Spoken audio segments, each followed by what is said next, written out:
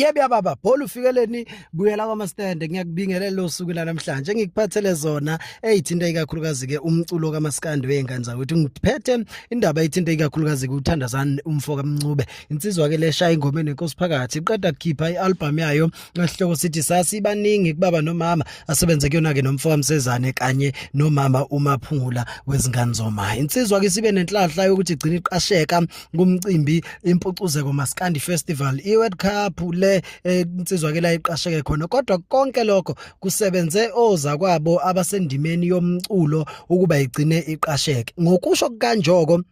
uthi kusize yena uNjoko kanye noKhuzani onikele ngo20,000 rand wakhe ekuthenini kuqashwe uThandazani kuthi uThandazani bengaqashekanga ngenxa yokuthi abahleli bempucuzeko bebengasenayo imali ibudget yabo ibisibashaya wayesethi kumfowampungo ngizokhipha kwelami ikhikhi ukuze ngiqashe insizwa uThandazani abanye ke bayibuza bathi ngana ikhiphe eqashe uThandazani engayikhipha ngapho akhulumele olimiti kanye nezinsizwa esifana noma Fikizolo asazi kodwa ke uKhuzani siyabonga kakhulu ezintweni ezinhle azenzileyo kungake besikuphethe sokubona.